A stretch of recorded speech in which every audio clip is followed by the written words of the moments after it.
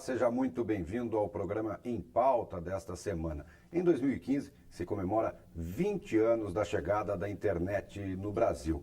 E essa mídia, esse dispositivo que está hoje aberto a quase todo o país, pode também ser utilizado dentro das salas de aula para a educação. É justamente sobre esse assunto, vamos trazer a aproximação da internet para os ensinamentos de crianças e de jovens nas escolas e universidades, que nós convidamos aqui a professora Patrícia Brandalize Bassani, que é especialista em informática da educação. Professora, muito obrigado por ter aceitado o convite. Eu vou abrir primeiro com uma pergunta. Falta ainda muito acesso para que a gente tenha 100% de utilização desse mecanismo dentro das salas de aula? Olá, Bruno, obrigada pelo convite.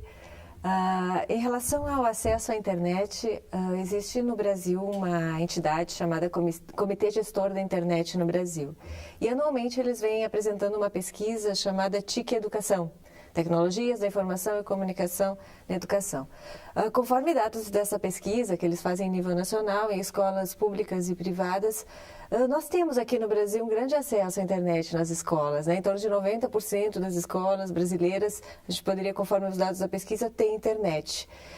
Só que são muitas fragilidades ainda, né? Ter internet não significa que a gente consegue usar ela na sua totalidade, porque o acesso, a conexão, o tamanho da banda larga, né? A conexão, o acesso, às vezes é lento demais e dificulta o trabalho na sala de aula. Falta a qualidade da própria tecnologia mesmo. Isso, a gente ainda precisa uma tecnologia mais efetiva, né? Em termos de velocidade e quantidade de acessos.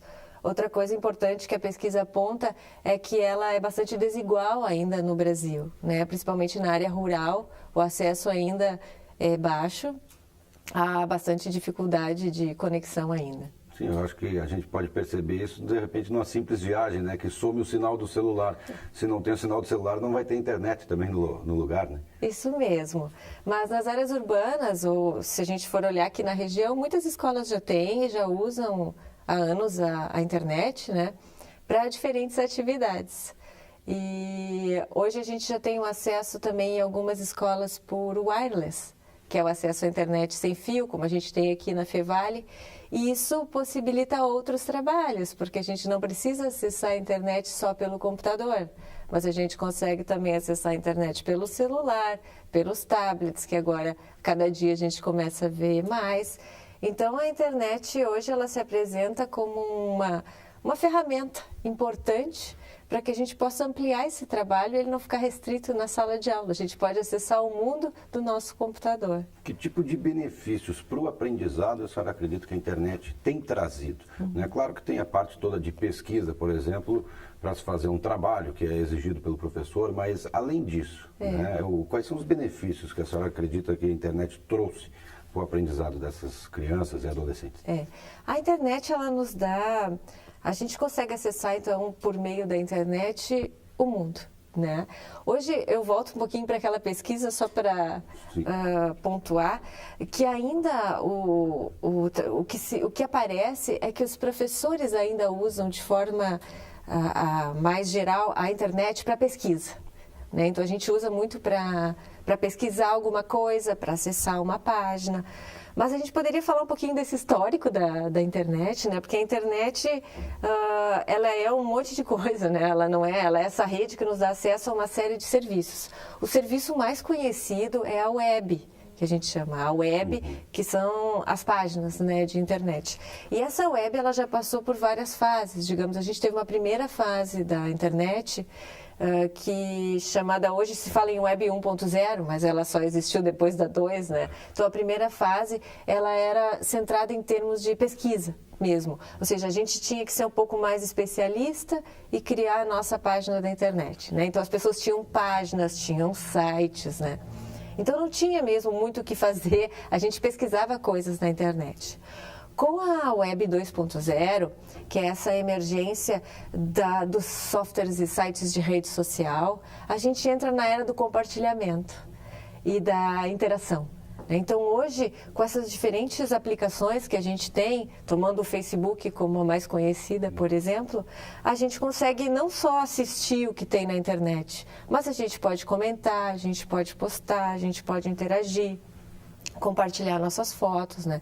Então, é um segundo momento de internet que se abre com grandes possibilidades para o espaço da educação, porque a gente não fica mais apenas restrito a ler o que os outros colocaram.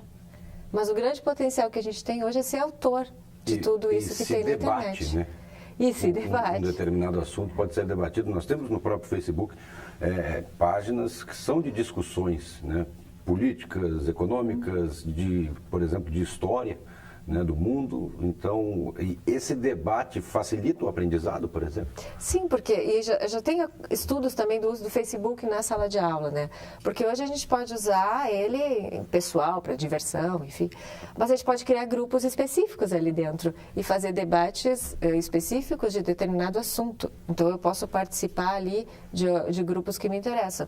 Tenho experiências de professores criando grupos também com os seus alunos para fazer um debate mais livre, né, sobre o conteúdo, abrir o que a internet dá, e esses grupos de Facebook também, é essa possibilidade de a gente ter acesso ao que a gente precisa, não apenas pelo professor e naqueles 50 minutos de aula, mas eu posso continuar as trocas para além daquele momento, né? Então, eu estou estudando, eu tenho uma dúvida, eu posso colocar ali, um colega pode me ajudar, quem sabe o professor que passa por ali também pode ajudar, né?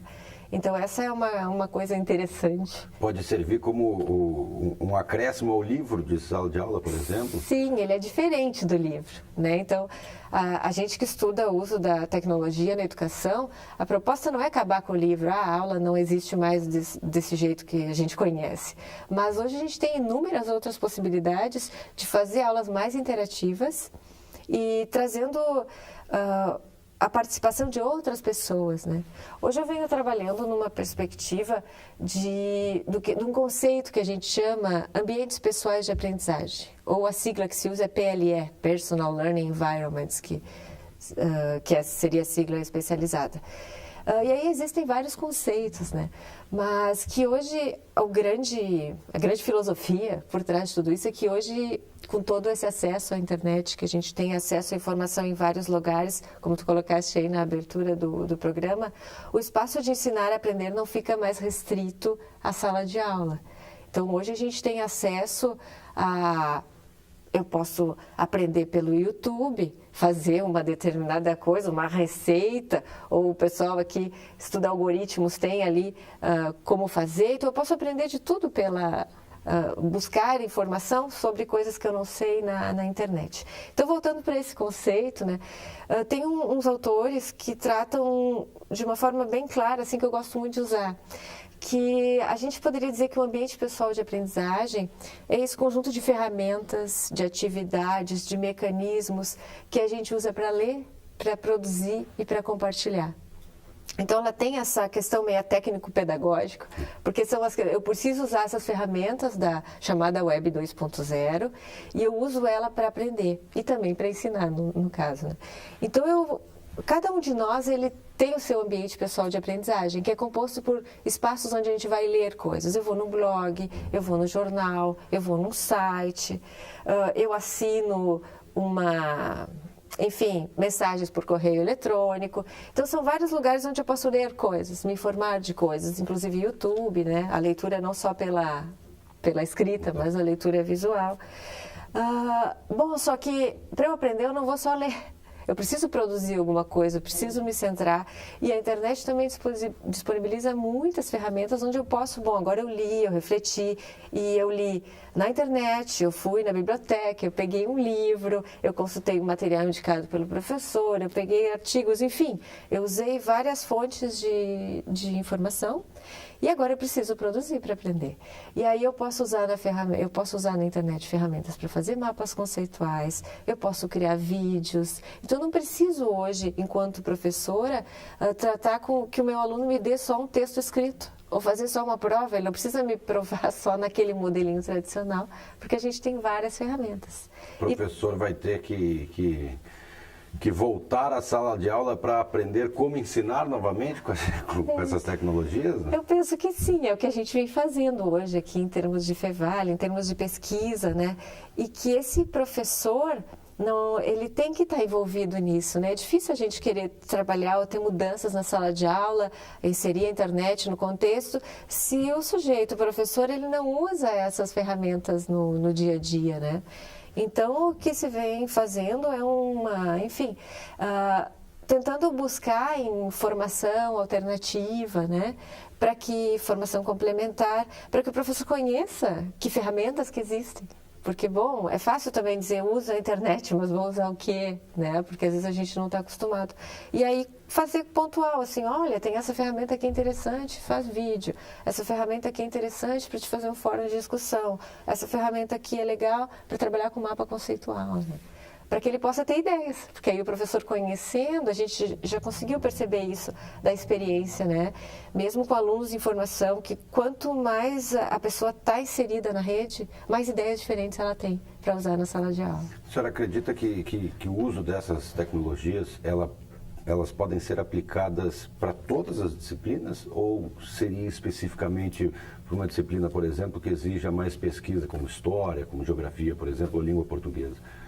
Não, eu penso que isso é para qualquer área, né? A gente não tem uma melhor para cá, melhor para lá.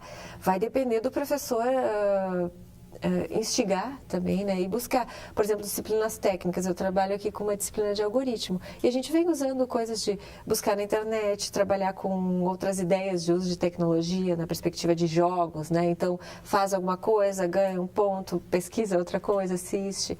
Em disciplinas das humanas que eu trabalho, a gente vem, às vezes, documentando que os alunos têm que fazer pequenos vídeos para documentar o processo. Então, ao invés de a gente fazer uma apresentação formal, a gente faz uma sessão de vídeo, né? E a gente vai explorando técnicas simples, né? Vídeos amadores, que eles possam, com uma forma barata, por exemplo, usando o celular ou usando tablets, depois reproduzir essas experiências na escola, né?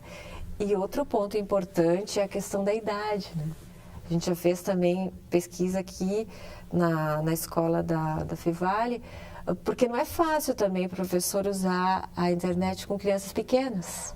Isso que eu ia lhe perguntar, quando você falou da questão da idade, o que é mais fácil, começar desde cedo ou esperar um certo amadurecimento para que se inicie, que se entre com esse processo? A gente, a partir das experiências que eu estou tendo a oportunidade de participar até agora, eu vejo que assim, algumas aplicações, tipo Facebook, Twitter, essas mais usadas, a gente tem um limite de idade de 13 anos, por exemplo, para usar. Então, com crianças menores de 13 anos, eu não poderia usar. A gente sabe que às vezes eles têm, mas enfim, não é ético talvez instigar esse uso porque eles não têm a idade. Com alunos maiores, isso fica mais fácil. Eu posso abrir o leque de ferramentas e pensar naquela perspectiva do compartilhar, porque eles já têm idade para compartilhar, eles já podem criar grupos. Com as crianças menores, a gente vem experimentando outro tipo de tarefa de uso da internet, passando pelos aplicativos de tablets. Então, tem vários aplicativos que a gente pode usar, pesquisa, formas de daqui a pouco fazer coisas offline, né, que é não na internet, e compartilhar em espaços fechados na internet.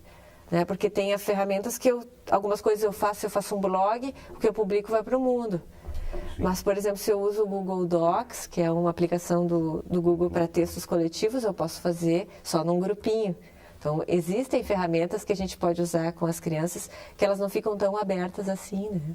Certo. Professora, eu vou pedir só uma licença para a senhora, que nosso tempo do primeiro bloco já acabou. A gente vai fazer um breve intervalo e daqui a pouco a gente volta, continuando essa conversa sobre os 20 anos da chegada da internet no Brasil e aproximando essa realidade para dentro das salas de aula. A gente volta daqui a pouco, não saia daí.